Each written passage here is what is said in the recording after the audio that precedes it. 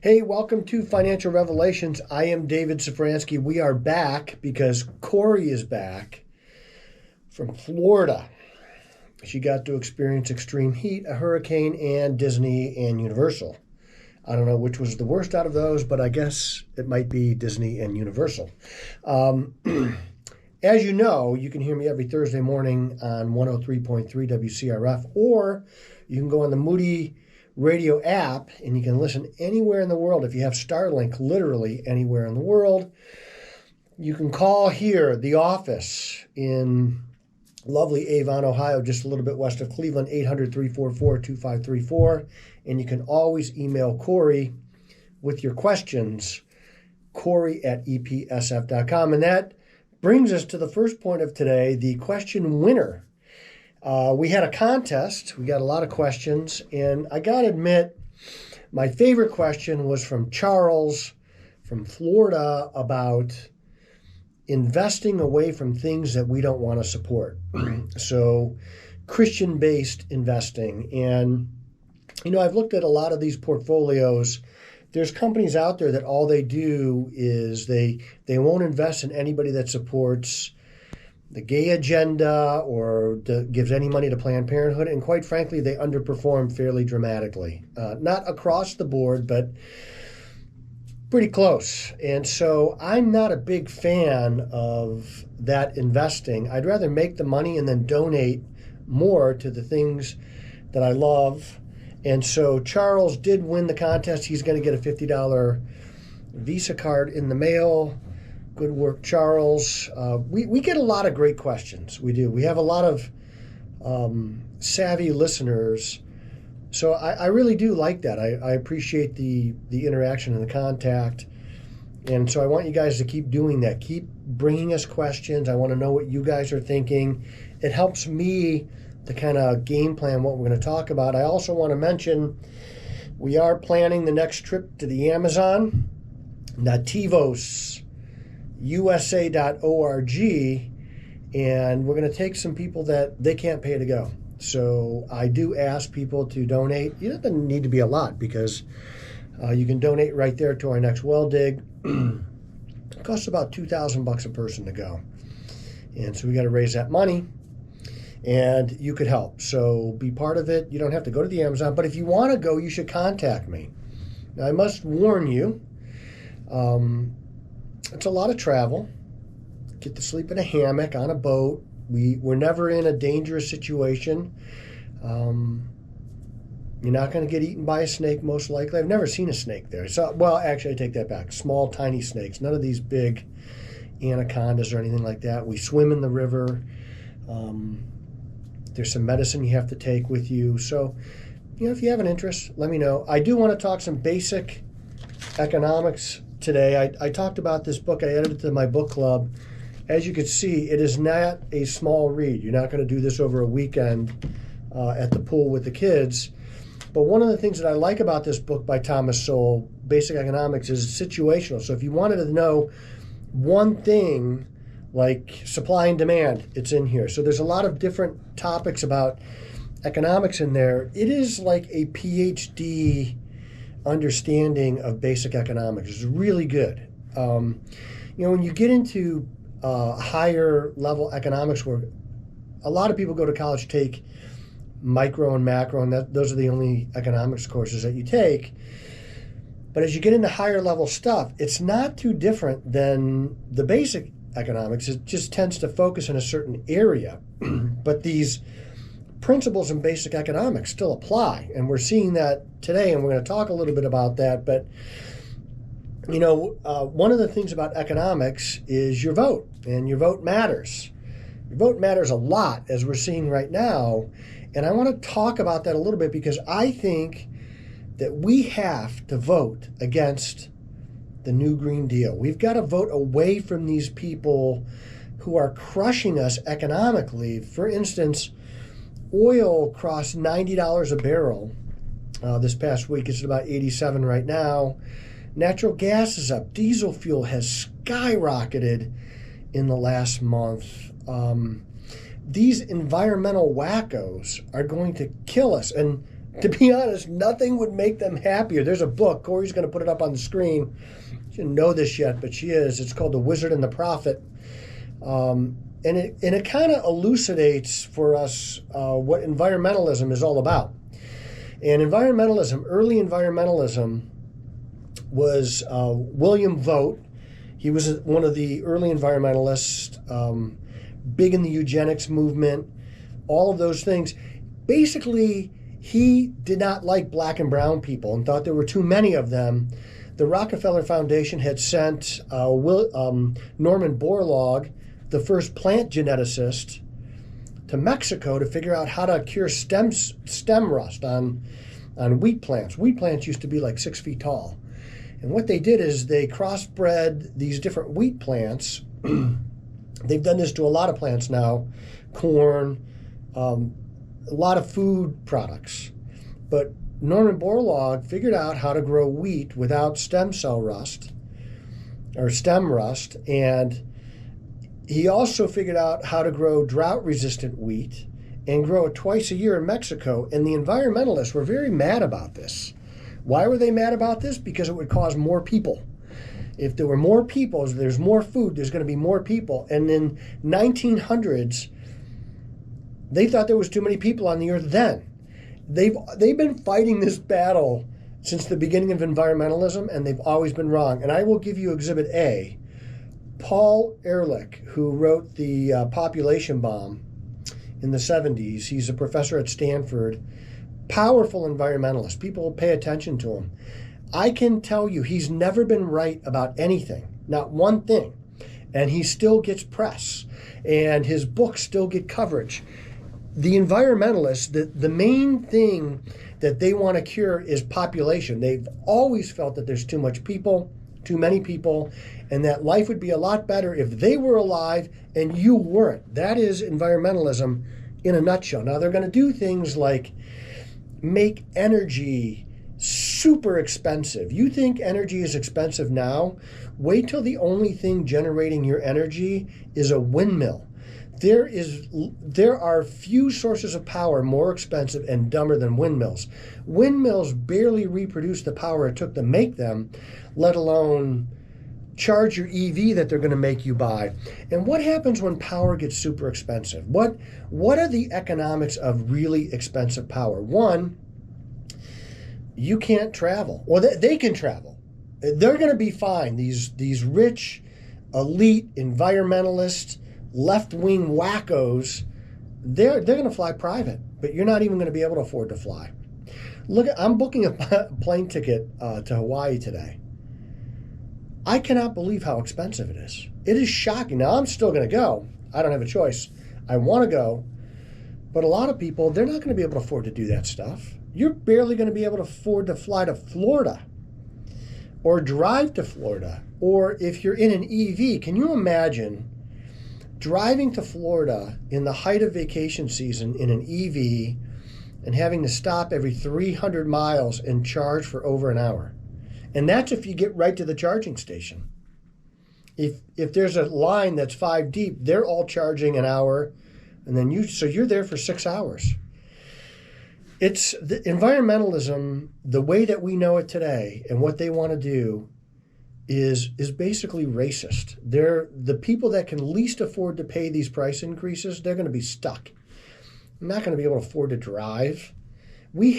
So what we've done is we have given away our energy independence. Just yesterday, it was yesterday in the Wall Street Journal, was an article about the administration canceling drilling rights on land that the locals wanted and the American Indian tribes wanted to have, and the administration canceled it.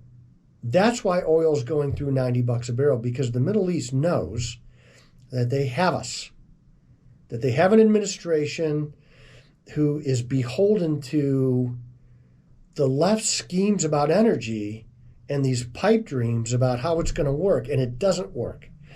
We've also given away our national security. Energy independence is national security.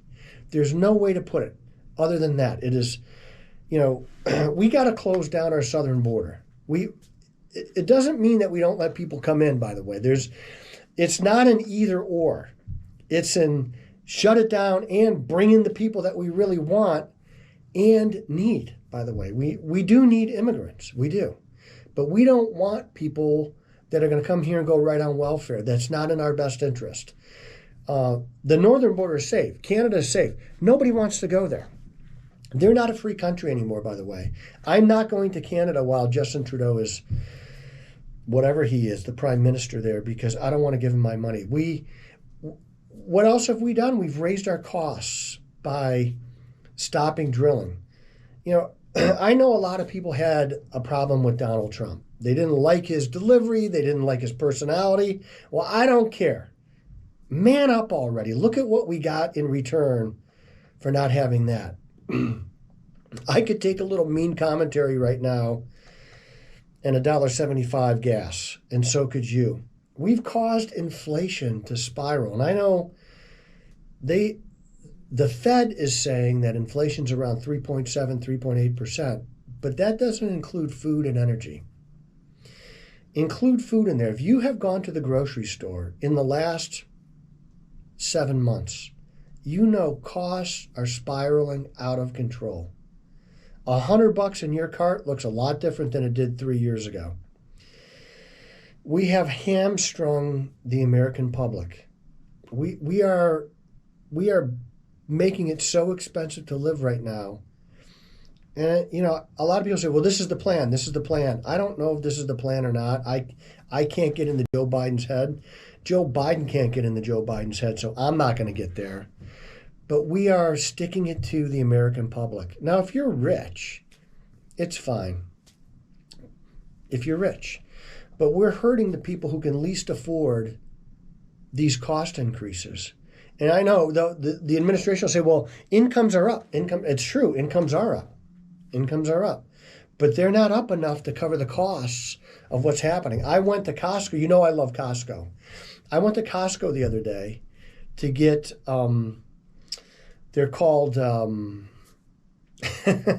ribeye caps. Steaks. They're not the most, they're a good piece of meat, delicious, marbling, twice the cost as last year. Twice the cost. So I got a 5-point plan. I got a 5-point plan to save America. Actually, I'm going to add a 6-point plan. Number one, we got to drill and explore and get natural gas and crush the Middle East and Russia and Brazil with our own energy. Brazil is turning back into a communist nation, by the way. I love Brazil. I do my mission work in the middle of the jungle. That's where we'll be next year. They elected a leftist president, and he's doing what leftist presidents do. He's being a leftist. We have to put our energy back on the market. We had negotiation power. We had those countries where we wanted them. Russia is basically, their economy is tiny. And the only thing that it really has going for it is oil and natural resources. And when we make the price of oil and natural resources very inexpensive, they can't afford to do things like they're doing in Ukraine. They can barely afford it now, but when oil was half the cost, they definitely couldn't afford it. So that's point one. Drill, explore, let's get natural gas. Shut down the southern border to illegal immigration. This is point number two. We have to shut down the southern border to illegal immigration and expedite the people that we want and need coming in here. Now, they're not going to get citizenship, but they get a green card, they'll get a work visa, they'll get that, and then they can get in line behind everybody else that's in line doing it correctly. If the first thing that you do is break the law to get here, I don't want you as a citizen. And I don't think you do either. I don't hate immigrants. I don't hate anybody. But we have laws, and we should be enforcing these laws, okay? We need to end the war in Ukraine and invest that money here. Now, I don't know 100% what that's going to look like, but by making energy inexpensive, it would expedite that process because Russia won't have the money. I don't want to give Russia spoils for leaving, but we got to find an end to this because people are dying. This is not a good thing, and we're dragging Russia into what's going to probably end up as something much worse for us. And I'm not afraid of Russia, and I'm not saying we need to capitulate or anything like that, but we need to use our power to end this so that we could bring that money back here. Okay? The fourth thing that we're going to do is we're going to bring down the national debt to about 15 trillion. It's at 33 trillion right now. The world needs our debt. We have to have debt. It's a stabilizing force in the world. It's what allows us to be the reserve currency, but we don't need 33 trillion. And so somewhere in between 10 and 15 trillion is the number. It's manageable. We could do that. It would make us, again, able to invest in America. We're going to spend $1 trillion in interest payments this year. Money isn't free anymore. If you've taken on a mortgage recently, you know this. Well, the federal government's finding out the same thing. Number 5, we need fair trade. Now, I know that we allowed the European nations, because of agreements after World War II, to kind of take advantage of our system. We did that. We did that on purpose. And we did that because we didn't want to give them money out of hand to rebuild their economy, so we let them trade here. So basically, all of Europe, all of our trading partners did what they should do, and they built export-led economies. They're going to use our markets. They're going to sell to us where there's more people here and there's more money here. Well, those days are over. Okay, we don't need to let them do that anymore. And Trump was on to this. And I think it scared the European nations. And maybe we need to go a little slower with it. It's called Bretton Woods, the Bretton Woods Agreement in 1944 that we signed with Europe. They came here thinking that we were going to be their king. And we surprised them and said, no, we don't want that. We want to give you free and unfettered access to our markets, and we'll protect the shipping lanes with our Navy so you don't have to build a Navy. And that's what we did, and we're still doing it today. We don't need those agreements anymore. They're antiquated. So maybe we need to move a little bit slower for them, but we need to move in that direction. Okay? And the number 6 thing that we need to do is we have to vote out these people. They cannot be allowed to maintain power. If they maintain power, we are going to be had. The world is going to have its way with us. We're slowly turning, I've traveled, a lot of you who have traveled around the world have seen this before. And you get somebody who's come from Cuba or Brazil or someplace like that, and they see the same things happening here that were happening there before things got really bad. Now, are we going to turn into Venezuela? No, we're not going to do that. I love to use that comparison, though, because that was, Venezuela was the richest country in the Western Hemisphere. And look at them now. So I don't think we're going to do that. I know we're not going to do that. But I think that these environmentalists and the people in power right now kind of love the European power model where they say, I don't think that you should have electric tea kettles anymore. And fill in the blank. I don't think you should have ceiling fans. I don't think you should have a gas stove. I don't think you should have a gas hot water heater.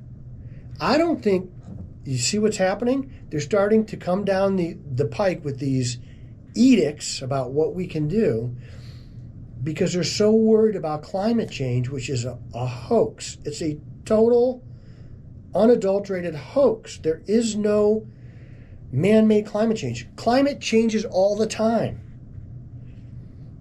If sea levels were rising, I know this is a small anecdote, but if sea levels were actually rising as the climate hoaxers say it is, would President Obama buy a house right on the ocean?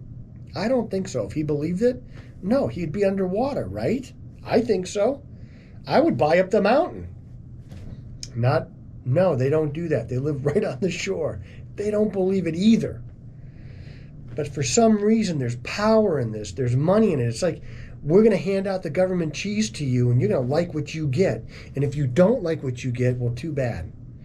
Well, that's not the value system that America was built on. And we are getting dangerously close to these European power models where they say, you can't have an electric tea kettle. That's what solidified England leaving the EU, something that small.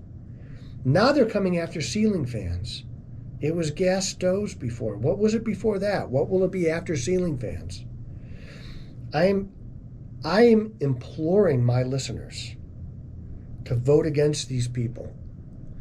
Now, am I telling you to vote for Donald Trump? I don't know if we're going to get a chance to vote for Donald Trump. But if he's my nominee, that's who I'm voting for. Do I love him? Would I invite him over for dinner? I probably would invite him over for dinner. There's no perfect candidate. You're never going to get the perfect candidate. There's no perfect human being. So we've got to make choices and kind of live with those choices. And I think we were way better off before. Way better off. So no matter who that nominee is against this power structure that we have right now, we've got to choose it.